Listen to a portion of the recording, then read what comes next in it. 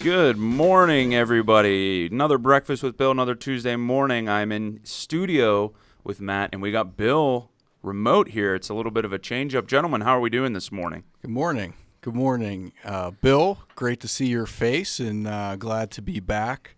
Obviously, after 2 weeks, 3 weeks hiatus, first one in 3 weeks. So this is exciting for us. Hey, good to be back. Good to be seen. It's been 3 weeks since we've done a show. For those who don't know, there was a very good reason for that. And that's because I had COVID. Not only did I have COVID, we've all known somebody that's had COVID. And, we hear the stories of, I barely knew I had it, or my symptoms were mild. I had the cough. I had this. And then there was my case. I had COVID for about a week. I was kind enough to pass it on to Evan as well. And after a week of having COVID, I ended up looking at my wife and kids one night, sitting here at the dining room table, and I said, I'm struggling to breathe right now. So called the ambulance and ended up going to the emergency room, expecting to have a little bit of some, whatever that plasma treatment is they do that so many people tell us about. And instead they said, well, we're going to admit you and keep you 5 to 10 days. That was a bit of a shock. I ended up in the ICU. I was there for 5 days. I was in the hospital for a total of 12 days. And it feels really good to be back. So that's why we've been on hiatus. It's like, I think that's what they call it when the shows go away for a while. So we were on hiatus, and now we're back, and it feels really good. So, Matt, thank you for being here. And Evan, thank you for all your hard work to make this remote stream work today. Mm-hmm. And Evan, how you doing today?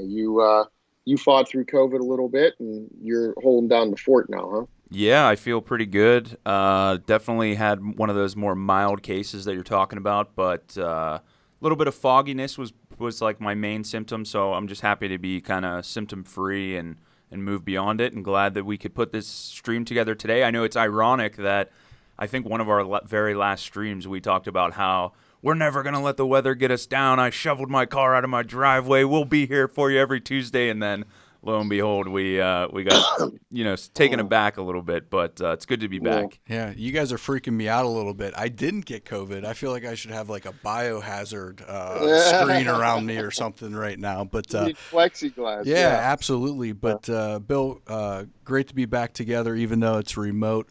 Obviously, there's some similarities between your story and selling. So, laying there, thinking about and going through what you did, what are some of the correlations and similarities to selling? Yeah. Well, it's funny. As I actually laid in the hospital, I was thinking, how am I going to relate this to a topic? How am I going to relate this? How does this connect to selling? And people might say you're sick, and yeah, I know I am. That's what we think about. But the reality is, one of the doctors had mentioned to me that with COVID, it's as much mental as it is physical. And he said, when you get to this point that you're at, it's a mental fight. And he said, you have to fight through this, and you have to think positive. And too many people, and COVID attacked my lungs, right?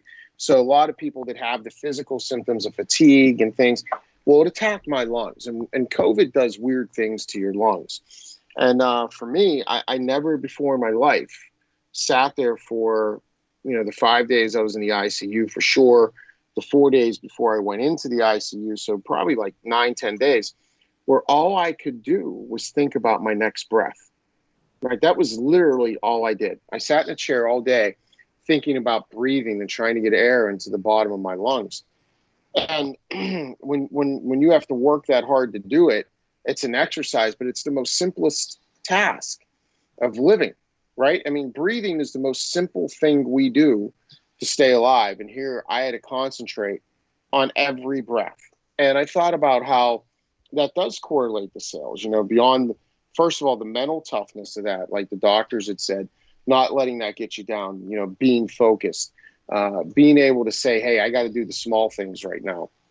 And, salespeople as professionals that are trying to sell our services and build relationships, that's very similar to what we need to do, right? We need to break things down to the simplest task. It's about the next phone call. It's about the next encounter. it's about making sure that's going well. And, Matt, you and I were talking about how right now, this time of year, we're getting into we talk about ordinary time. We're into that normalcy, and people are looking at Q1 numbers and saying, am I doing what I want to do? I'm coming up on the end of Q1. Am I going to hit the number? And for those who might be falling short, there's a tendency to retreat and be like scramble mode now, right? Mm-hmm. Go into panic mode and not focus on the small things, not focus on the things we can control. By the way, this thing on my finger is my pulse ox, making sure my oxygen level is okay so that I don't have to turn it on. I didn't want you to think I was wearing a Super Bowl ring. But, I thought it was a big foam finger or something. Yeah, right. Like, I'm number one, baby. So we have to make sure we're focused on those small things of doing the activities that we know we can control, not spiraling and not getting into that panic mode. Well, Bill, you talked about mental toughness, and I was doing a little bit of research, and there's a theme that kept coming up with mental toughness, and there was a lot of the articles, the blogs talked about Navy SEALs and Olympians, right? Two of the most mentally tough, I guess, groups of people, and they talked about that goal setting, and we have brought up, I think last year we sort of created it. What do I need to do to win the morning? What do I need to do to win the afternoon? Those short, hyper-focused chunks, not how do I hit my number this quarter or how do I have a good year? And, that was one of the 4 things that kept coming up, those goals in short chunks. Winning the morning, winning the afternoon. What are the next right things that I need to do? Another one that we've talked about, I guess it was refreshing in a way because we've talked about a lot of these, but the other part of mental toughness was the visualization, it said. And how many of us truly visualize what's going to happen, the call? How many of us have been thrown different types of questions or different challenges through COVID? And, the visualization is so important. The third one was simulation, right? One of my favorite. And it talked about, I guess for us salespeople, role playing, right? And Olympians and Navy SEALs go through the simulations of battle or running the race or the hurdle.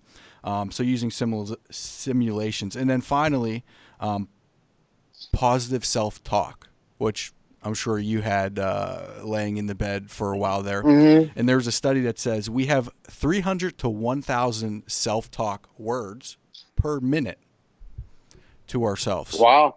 Yeah, I thought that was pretty amazing. So what does that sound like? Are they positive? Yeah. Are they negative? And so those are just 4 things that I found around mental toughness that I thought had a lot of synergy of what we often talk about. Yeah, and I love the visualization is something which, we're big on. I love visualization and that how's that call going to go? And it's so powerful to sit there and prepare and say, okay, they're going to say, can't talk right now. What are we going to say? They're going to say, yeah, I have a couple minutes. What's up? What are we going to say? Right? How do we get into that? How do we prepare by visualizing and role playing in our mind, if it will? And then if we have colleagues that we can role play with and prepare for, that's great. I mean, we're big fans of proposal draft reviews for a reason because we know how they go.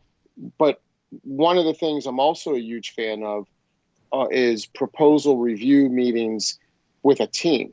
One of our clients, they propose as a team, and they're in the professional services realm. So they'll come in with multiple services, and they have several people that might be in a meeting, but they actually go through the rehearsal where they'll say, okay, John, you have these 5 slides, go ahead and take them. And, going through that preparation is owning what we can own, controlling what we can control. There's great power there. So, you think about how's that going to go in that simulation, in that case, as a team, because it's that role playing that gives us muscle memory. And I think that the mental toughness is important. And those who are mentally tough tend to be prepared. And the reason that people become mentally weak or that we spiral and we abandon process and we jump out of what we want to do is because we don't know what's going to happen. It's the unknown that scares us. It's the unknown that makes us think we have to do something differently than we might be doing, right? So it's that unknown. And the only way to eliminate the unknown is to prepare, is to visualize, is to simulate, and be ready so that when we're in the moment, it's not coming as fast to us, right? You know, Matt, you don't like to talk about football much. You're humble that way. But the game was fast for you, right? When you played Division I football as a quarterback, the game is fast. The only way to slow the game down is through reps, right? And how do you do that? So that leads to the mental toughness of being able to stay in the moment. So, you know, you think about the reps you had to take in practice, the reps you took in the game. The more you saw something, the slower it would go. Mm-hmm. Yeah, and I think the practice allows muscle memory and allows you just to react and to do. If you ever listen to, let's just take the Olympians and Navy SEALs, they don't have time to think. They have to just simply react. And so as salespeople, as professional salespeople, I feel like we're selling ourselves short if we aren't practicing, if we aren't visualizing, if we aren't preparing, whether that's as silly as it may seem in the mirror or with your significant other of just, what did that sound like? Or better yet, in team settings. For sales managers out there, I think it's a great activity, exercise to talk about. What are the challenges we're facing from a client? Not the economy per se, or not these broad pictures, but you know, when we make a call, what are the responses, and being able to navigate and break those down. I always talk about there's so much time spent on the perfect email, the perfect blog, the perfect drip campaign. Nothing against marketing, Evan. I love marketing, but you know, how many of us really just practice, think about, and visualize how we're going to do with a call and how we're going to react in the moment, and just getting back to that practice, that quick twitch muscle memory of being a salesperson.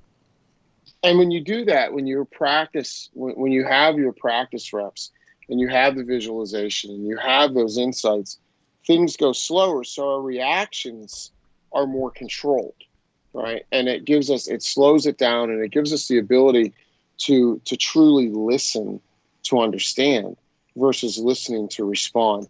And one of the things that helps create that mental toughness and create that muscle memory, I don't think people do nearly enough, is evaluate, right? How often do we go back and evaluate when we do have a call, when we do have a meeting, when we do have an interaction?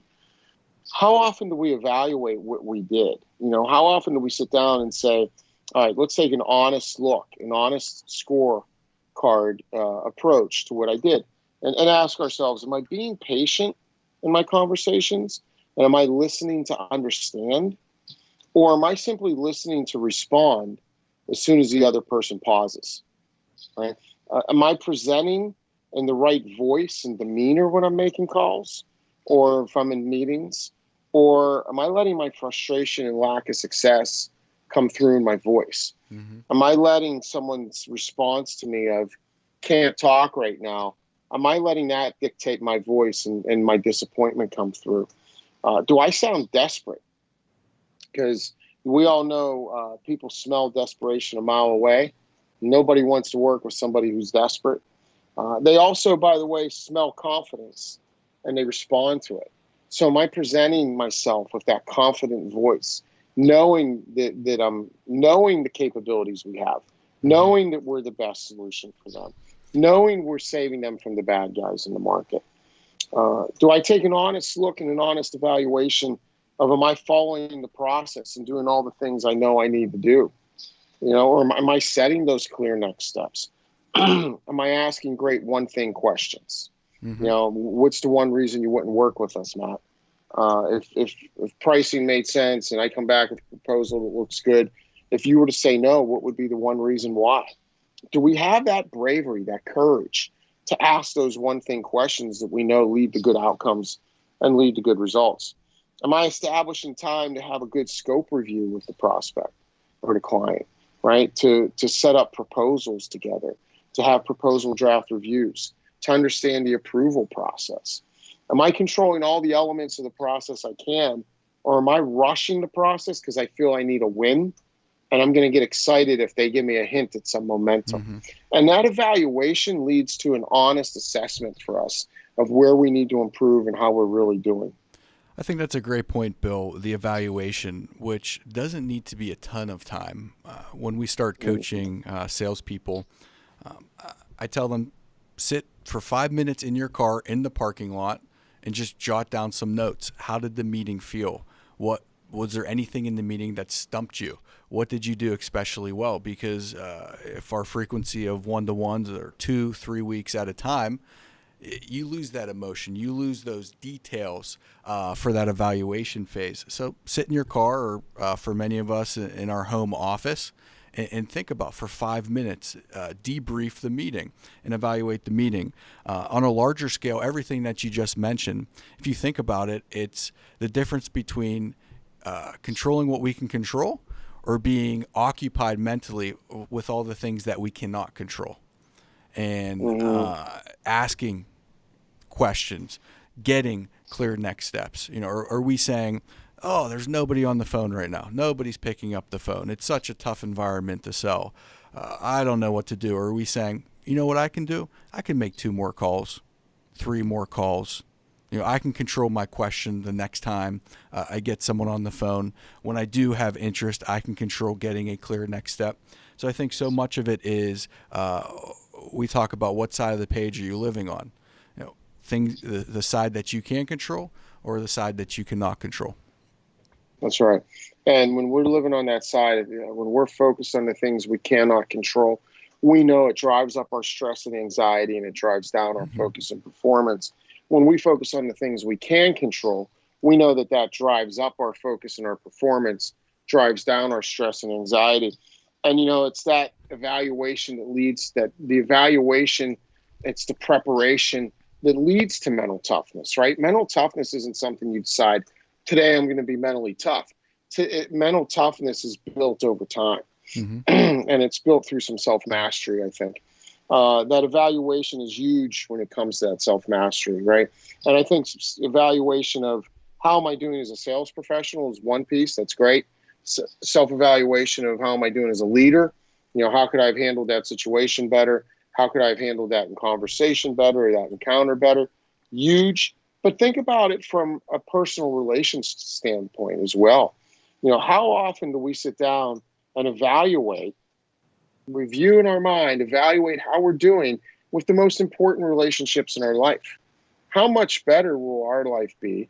How much better will our mental toughness be, right? How much better will our self-mastery be if we have a review and evaluation of how we're doing with those most important relationships? You think about it, and I was thinking about this last night. When was the last time I sat down and I thought, okay, as a husband, am I giving Susie the attention she deserves? Am I giving Susie the love she deserves? Am I giving her the eye contact and the presence, just being in the moment with her that she deserves? What about my conversations with my children, my parents, right? My friends? Am I being that person that's there, present in the moment? Or am I being somebody that's off wondering? And if we can have that little evaluation, and like you said, Matt, it doesn't take a lot of time. It might be, a reflection, an examination of our conscience at the end of the night, a reflection of how we're doing in that day, right? Or it could be in the morning if that's when you like to reflect and have some quiet time to yourself. But just take inventory. Think about, how am I doing?